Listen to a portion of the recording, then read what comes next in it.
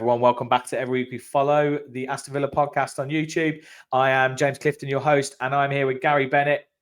Let's do it. Every week we follow the boys in claret and blue. You missed out Fat Podgy, and I don't know what the other insults have been coming on this week. It was tired from walking up the stairs. Yes, barely walk up the stairs.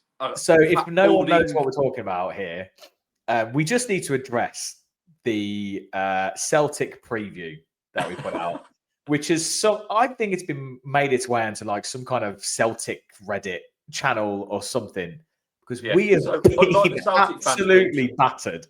If you could like and subscribe, there's going to be probably something up here to there'll be a little card so you can have a look at it. Because oh my days, like I just right, we are just to be clear, we are a lowly little YouTube channel, which, by the way, before that video went crazy, we had about 100 less subs, so thank you for that. Yeah, but I can subscribe. I feel like no one watched it. They saw the thumbnail. I did the thumbnail. I'll hold my hands up to the thumbnail because I was like, this is going to clickbait. Okay. This is great. I hold my hands up and I said they were League One at best, right? But just for all the Celtic fans out there... It's not like you said it completely serious. You said it a bit tongue-in-cheek.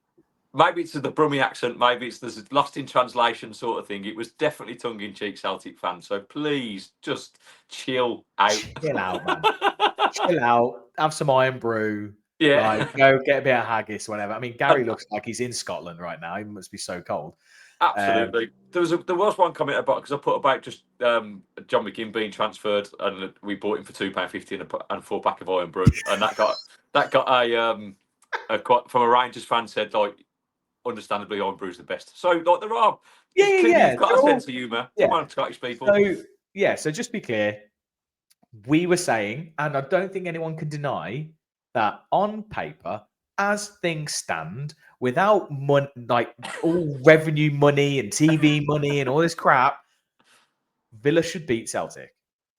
Simple as. And Celtic would, and Celtic in a current how they are now and the current team, they would struggle in the Premier League. Now, obviously, over time, if they would say to come into the Premier League and then they got the TV money and then they're getting all their fans visiting the stadium and they've got like playing in Champions League, they're doing this. Well, I mean, they wouldn't play in Champions League for starters. So, there. But like, be careful. Why are you saying? No, but they wouldn't, right? Because they wouldn't finish fourth. So it's like they would lose the Champions League, which is massive for them, right? Yeah. But obviously they would get the TV money, they'd do all that. And yes, I'm sure they would finish mid-Prem. Yeah. Maybe pushing those kind of Europa League spots. And they might like push on a bit. But all these, honestly, I got personal. Talking about that podgy bold bloke who can't walk upstairs and stuff. It was... And also, they got it wrong because they said you were an office worker. That's very true. You don't. They don't know. It's like they don't know me. I'm so upset. These comments, James, they've affected my whole weekend. Yes, but anyway, we just wanted to address that. I'm good. We just wanted to address that because it was a bit nuts. Like, I'm not gonna lie, we didn't know what to do. Yeah.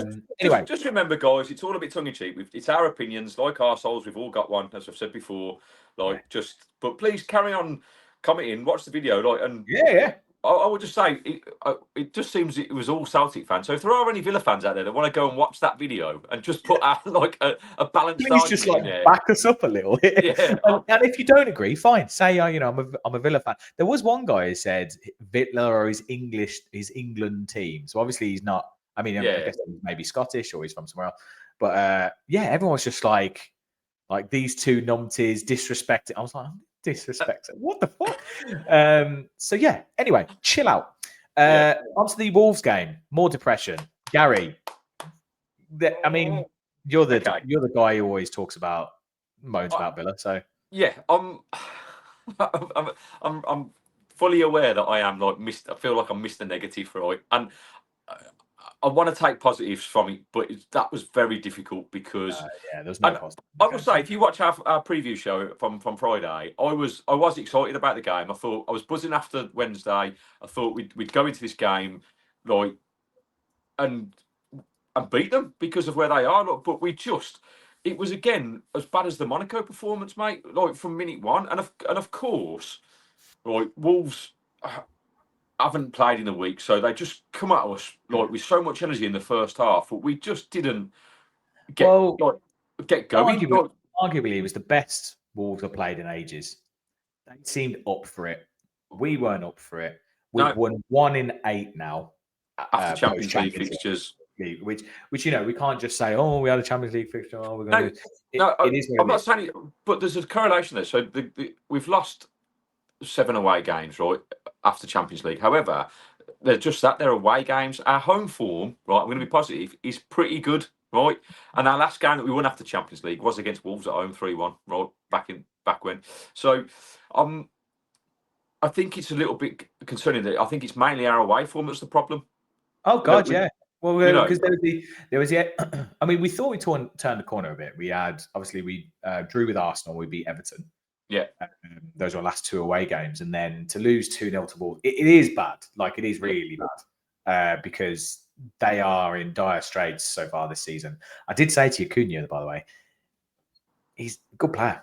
Good player. No, and he did very well. I'll tell you what's frustrating. The thing that's driving me mad, conceding from the first shot. Yeah. Why does this keep happening? Honestly, for that goal, and I love him, but you've got to look at Emi Martinez. How he's letting that get in his near post. Mate, I was screaming at my TV. I nearly got on TikTok to do it, but I thought, no, don't. He should have saved it. People go, oh, no, the guy struck it nice and early. Mate, he's the world's best keeper. It's at his near post, and he should be saving it. Like it's actually Kamara's fault, and I'm not being critical of him because he's playing out. But he goes to try and win the ball. He doesn't. Then he's out of position, and the through ball's able to be played, which means Konsa's out of position, which plays the guy on side, and it's a goal, right? But it's how you respond to those moments. Okay, fine, because everyone can make a mistake. Yes, Martin is probably should have saved it. But the first half, mate, we were lucky not to be 3 or 4 down. We were terrible. Again, the tempo of our play, our movement, desire, just Morgan Rogers just shouldn't have played in that game. He looked from minute 1 to mid to the end. I called it before the game. I was like, why are we playing Rogers? He doesn't need to play that game. Yeah, he doesn't need to. And it's so frustrating. I'm hoping that we can get some legs over the next 4 weeks because obviously we've just got Saturdays. We ain't got no midweek. Well, that's it. We've got the beauty of qualifying for the Champions League round of 16 is that we've got a week in between each game now for the next 3 weeks, right? So we're not playing. As long as we lose in the FA Cup. Yeah, right. So we've got to try and get those players rested and kind of a rocket up their arses again, which we've been saying, but because.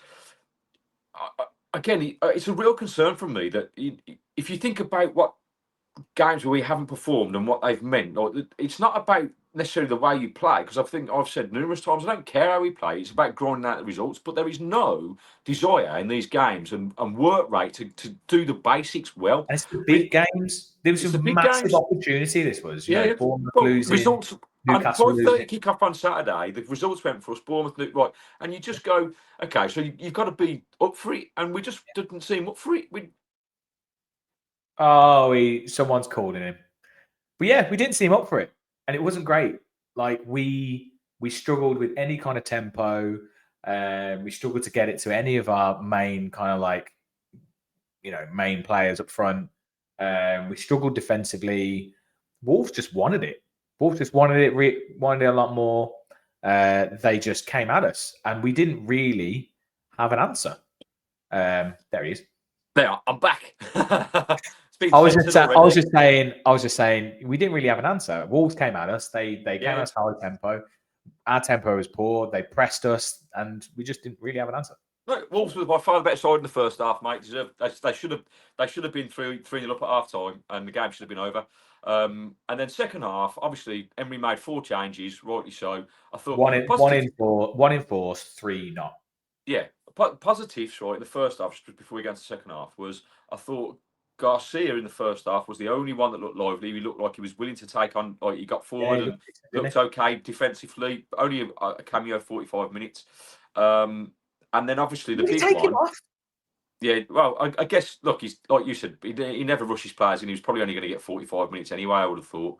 It's just weird. I keep saying this about the back four. Just don't change the back four. Just and that's between game to game, but also from starting lineup to end of the game.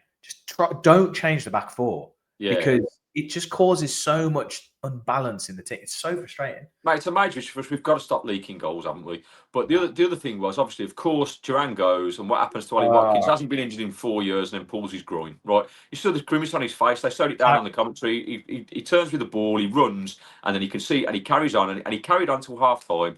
So I haven't heard anything about the injury. Apparently, it's not. Apparently, it was a precautionary. Well, unless Emery is trying to not instill panic. To be fair, it might have been something about he's looking at the signings we're trying to make at the end of the window. We don't want to be held to ransom, that kind of thing. And because he said it was a precautionary change. Watkins said he felt something a little bit in his muscle, and so he decided to make the change. Now, we don't know anything beyond that yet. Obviously, we haven't had any kind of further any scan or anything like that. I haven't heard anything about he's having a scan or anything like that either. So you'd like to think it was just precautionary. However, although Marlon looked all right. Well, let's talk about the key moment, which something they didn't do on Match of the Day, by the way. Is the disallowed goal. I didn't watch Match of the Day. Didn't even look at the disallowed goal. Mate, well, it was barely mentioned, and not to the point where as if there was no argument for it should definitely have stood. I don't understand for the life of me, why that's ruled. He hasn't blocked the player. He hasn't stopped the player. I don't I have no idea because literally you see the Celtic game. The Celtic game, that don't want to rile up Celtic fans anymore, but that second goal, he was running back. Yeah, so I'm like, well, it's the same. It's the same, mate. 100%, mate. And I was talking about this yesterday with a couple of my mates, and I think the linesman's actually flagged. But this is the problem that he's flagged for Marlon being offside, who's not offside. Yeah, but VAR hasn't checked the Marlon offside. They've just directly gone to look at Rodgers, and that's and obviously because it's not a clear enough. They do. No, I'm assuming they communicate. So he would have. I mean, although. Maybe mate, it's VAR. It's fucking shit because there's no way that should stand. It doesn't even. It doesn't make any sense, and if they're communicating or not, but it seems to go straight to the Rodgers thing, and because it's not a clear and obvious error, then VAR can't overturn. They can't overturn it. Yeah. So do you know what I mean? If it was a case of looking at the Marlon one, which is there's no way the linesman's flagged for Rodgers being offside. No. You wouldn't have told that in the naked eye in that run. You wouldn't have seen that. So for me, I think he has flagged for Marlon, and we haven't had the discussion. You say that you think they're discussing. I wonder if they might release communication. It's nonsense. Well, they sometimes release the audio, don't they? I think on the ref mic'd up thing on Sky. Whatever. Mate, and I'm not saying for 1 second we would have gone on and won that game, but if that goal stands, no, but goals change games, as we always say. They do change games, and I will say this: that we did have much more possession in the second half. We were knocking on the door without really creating anything. We didn't really create anything. Yeah. And Wolves were basically happy to soak up that pressure. And obviously they hit us on the counter-attack with a sucker punch at the end, right? And we didn't deal with that very well, by the way. Cons just headed and just, it was a good finish by Cunha, obviously, but it's a poor goal to concede, really. And the game's over. But, overall,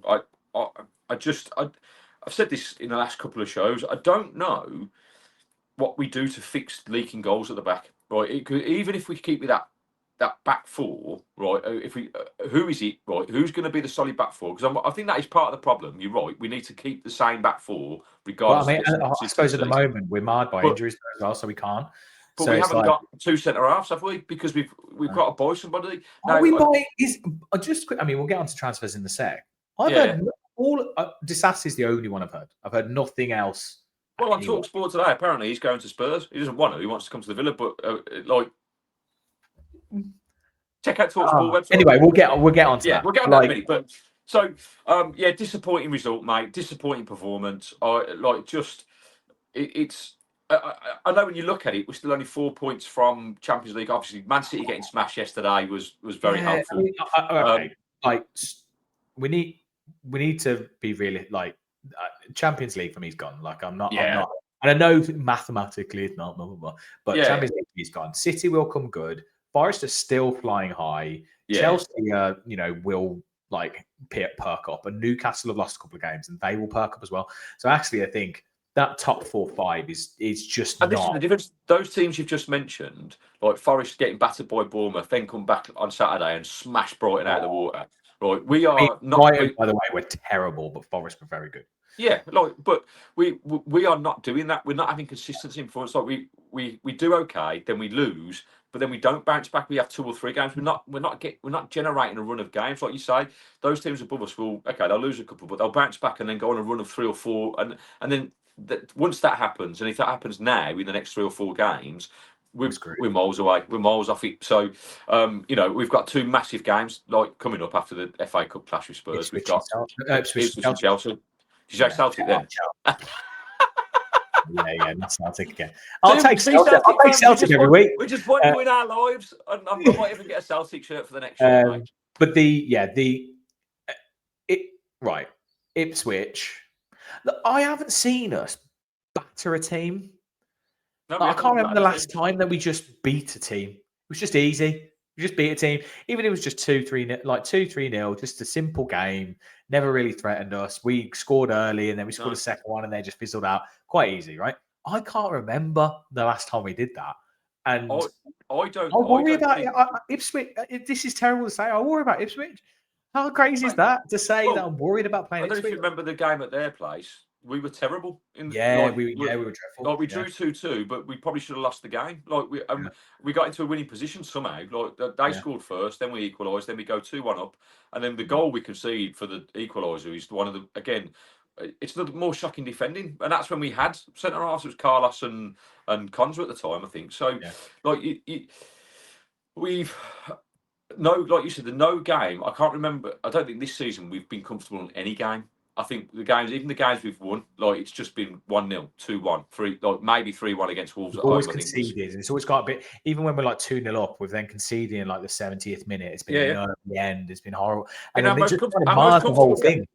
Our most comfortable game was Man City at home. I thought we played them off the park. And then which is quite ridiculous. Then we made it nervy by giving them a goal in the last 5 minutes, and then it get up, and thankfully we held on. But we don't make things easy for us. It's stressful as fuck. No. It is, because you just and we get asked, and I'm not comparing it again to the 2015-16 season we got relegated, but that's what we did in that season. We'd have 15-20 minute spells in games, and then we'd get battered and lose. Now we're doing that, right, and we'll still occasionally grind out results, but then we are losing games, but we're not. It's weird. It's since that Bournemouth game. I feel like literally since that Bournemouth game, we've never last minute goal. We never managed to recover. Yeah. Like we were reporting there, and then we just won this terrible run, and we had like the Man U. It was a Man U game, and it was really bad. And and the Ipswich was around there, I think. Yeah, and then you went into Christmas with Forest game. Like, there's been key moments in games like we've been in winning positions and lost, or drawn. And like I said, we said this last time. I think we are where we're supposed to be at the moment. I think 8th, 9th is a reasonable reflection of where we should be. I think we've got to try and focus. We've got to try and get top 6. I think Europa League is reasonable. So Europa League's a must. I think we spoke about it before. I think next season we would benefit a little bit more from the guaranteed Champions League money that's coming in. Yeah. And also, we're going to get some kind of European money, and we will be able. I think we'll be able to compete in that. And also, I think it won't kill us as much playing Europa League, Premier League. I agree, mate. We've just struggled with the Champions League and playing league, clearly, because that shows with one winning. It's also just been like we've unfortunately we have brought in depth in the squad, but then Bailey hasn't been at it at all. Watkins hasn't been at it at all, and so then Duran's been coming through. That's been an interesting distraction. I think it's papered over the cracks a little bit. And then players like Barkley, good backup player, but he's a bit injury prone. Anana made of glass. Ramsey made of glass. It's just like the problem is we've got depth. We've got players that are prone to injury. It's not like they're playing week in, week out and then getting crocked. They are injury prone. They're playing like 30 minutes a game. But yes, anyway. So on to obviously Watkins with that injury. Looks like Rashford's going to come straight in. Yeah. What's your thought? So we spoke about this offline. I think it's a massive risk. I think it's kind of like almost like a Coutinho signing, because it's not as if we're taking him in his prime that where he's on shit up form. This is like a Jesse Lingard moment, and it going to West Ham where he's either gonna come good, and if anyone can get the best out of him, Emery will, right? Yeah. But mate, I'm concerned about him. Like in the signing on pictures, like who's that? That's not Marcus Rashford. Is that his long lost brother who's just come That's up? his older brother who's about 40 by the looks of it. He just doesn't look like him. Like, what's happened to him? In the last 6 months, obviously, like he's had a stressful life, and I like just. Yeah. Look, I think I said to you in the notes, like Coutinho-esque. It's a little bit of a tongue in cheek on that. I think it's Coutinho-esque because it's really high profile. It's a big player. It's very expensive wages, which, by the way, we'll get onto 70% how they're paying. Well, we'll get onto the structure of that, which I've been listening to. I was listening on the Claret and Blue. Yeah. But I know it was on TalkSport, actually. But he's like, Coutinho was past it, right? Like Coutinho was a long time ago. Yeah. You know, very much a has-been, kind of a friend of But Gerrard. mate, not dissimilar age. I think Coutinho was 28 when we signed him, or 29, and Rashford's 27. Yeah, but Rashford 2 seasons ago banged in 30 goals. Like, he's not. It's not like we're looking back 5-6 years to. Yeah.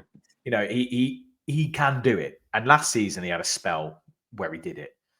So there's obviously a player there. We all know there's a player there. Whether it suits our system is another thing. Like I'm still a bit kind of like confused where he's going to play. Well, he can play across the front three, can't he? So he could play in Bailey's position. He could play in wide. Playing wide. Oh, really?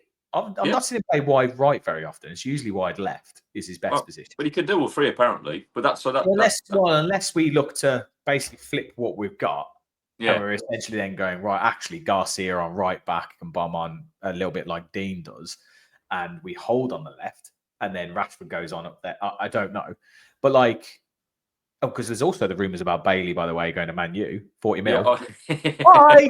Take him. Take the fucker. Jesus Christ. But like, Mate, I'll give him a lift right now. I'll go right now and give him a lift. Up to Manchester. Off you go. I told you like last time, he's dead to me. Like he needs to go. Right? He needs to go. But I'm intrigued about where he's going to play. But apparently the structure is we're paying 70% of his wages, but there's add-ons which are based around his salary. So, and by the way, the 70% of his wages are on Man U, because Man U have a policy where if they're not in the Champions League, the players get a 20% cut. Right. So he's actually on 270, something like that, right? So 270 a week. We're paying 70% of that. But then there's add-ons. So we don't know what the add-ons are. But for instance, it's performance-based add-ons. So say, for instance, if he plays 5 games, scores 2 goals, we'll then pay 80% of his wage. And it's all the way up to 90%. Fucking hell. Yeah. So it's chunky, but you do look at it, you go, it's relatively low risk, as in from a monetary standpoint, because he is only here for what, 4 months. Yeah. It's like 4 million. We've just got the money from Duran. We just got the money from Duran, and so we've got the money there. It's not like it's going to eat into like our bank budget massively. I don't understand the option to buy. I can't see us ever doing that. 40 million. 40. Well, he'd also have to take a massive pay cut. Yeah. Because I was going to say we can't afford. Like it would just disrupt everything if you. There's no way we're going to pay him. Yeah, we're not going to pay him 300k or even 250k. Like he's going to be maximum one. Mate, knowing our luck, right? He'll come in, be absolutely brilliant, right? Save our season. We'll buy him, and then he'll be shit. That's what Coutinho did, right? That's kind of what for the contract. I'll get my money. I'll be safe for another few years, and I'll fucking sit on my ass with my finger just twiddling. I mean, to be honest, for me, I don't mind if he does that. If I just into the Champions League or something, I won't care. I'll be like, cool. Yeah. All right. You sit there. We'll probably be able to offload you because you've had a good end of the season. So actually, we'll be able to sell you on or loan you out. I can't help but feel that like it's a bit of a panic kind of loan deal. You know what I mean?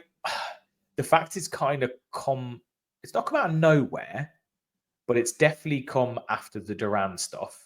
Yeah.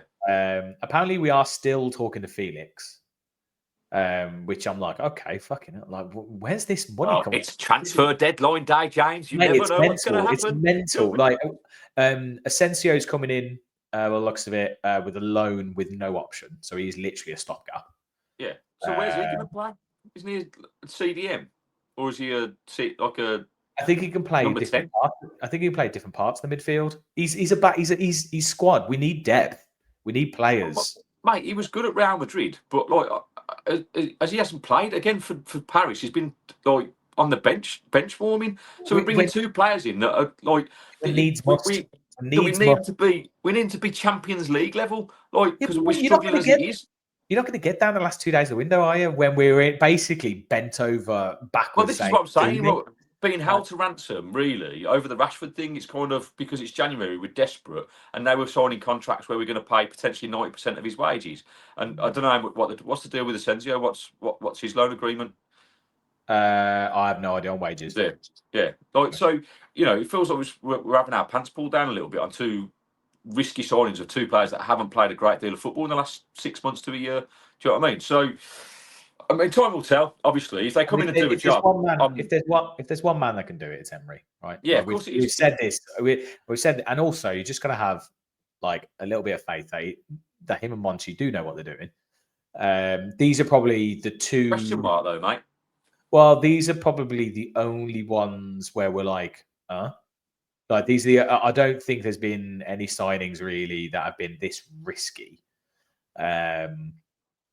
But yeah, we will see, right? Like, I feel like if we can get him anywhere near what he can be, Rashford, then he'll do a job for us. Like, it reminds me a little. Well, it's a little. The thing that worries me a little bit is the option to buy, because it's like an option, it's not an obligation. So apparently he's not moving down; he's commuting from Manchester, and then it's like so. Whereas like Jadon, so I was thinking about Jadon Sancho, obviously going to Chelsea. Yeah, but his is an obligation to buy. So he knows he's being purchased. Committed. Yeah, he's like committed to this, and he moved down. Whereas this is kind of a thing of, well, if I'll try, and if it works out, it works out. If not, it's all good. Well, this is my concern, mate. Like Man United's his boyhood club. Right, he's been there since he was 8 years old, right? And his attitude towards them in the last 6 months to a year has been absolutely appalling, from what if media reports to be believed. What in the world is he going to care about the Villa enough to kind of, apart from it's another payday, and he doesn't have to try that hard? Like, where's the incentive for him to come out and actually push the gut? Well, it totally depends on where his head's at, right? Like, as in, if he comes in, he's in. And also, the photos, mate. It's not even his head. It looks like he's been photoshopped with some spitting image character. What is going on? But I think it's a case of our squad's probably like decent for him in terms of like the players. He'll know Watkins and Rodgers and Ramsey, and like he'll know them lot. So actually, there might be a little bit of like chemistry. Chemistry between get the FIFA dream team chemistry up a bit. Yeah. But like, so he might just feel a bit. I actually think Rashford maybe reacts like it's a bit of TLC, like actually a little bit of like an arm around him, rather than, I mean, Ten Hag and Amorim are absolutely nothing like that. So is it a case of maybe if he feels the love a bit, he needs to hit the ground running though. He needs to score within his first 2 games, because otherwise the crowd will get on him and it won't be great. But if he scores and he goes on a bit of a run.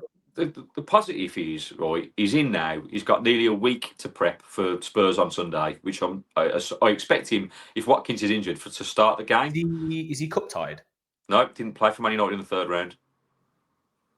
Okay. So he can play. Yeah, throw him straight in then and see what happens. Yeah, I think you just got to drop him in the deep end, mate. Because if I'm honest, at this point, I couldn't give a fuck about the FA Cup. Like, I know people will kind of like, you want to win trophies, but we need to focus on our league form and the Champions League. That's where it's got to go. We haven't got the squad depth to compete in all these competitions, and the distraction of the FA Cup. Don't be wrong, I love it, right? But let's face it, the FA Cup is not what it once was. It doesn't have the prestige as it used to have.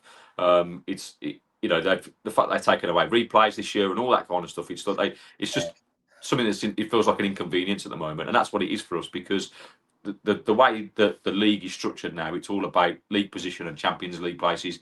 That's where the money's at. The only thing it is though is an opportunity to actually put in a good performance and get a bit of morale, like get a bit of form. Well, mate, I'm nothing against that. Like in terms of use it as a almost like a training game where you're building up fitness for players that you wanted. Like for Rashford, it's like, look, it's a free hit. Go out there and just perform, no pressure. Do you know what I mean? If we lose, we lose. You know, I know Spurs won at the weekend, but let's face it, they're dreadful. Right? I fancy us to beat them at home if we turn up and play like we can in first 20 minutes of Celtic and but Spurs have got a good record against us at Villa Park as well. Yeah, they're also like they've got a bit of a point to prove. Like they're in the Carabao Cup still, and then I think the FA Cup's their other opportunity to actually save their season.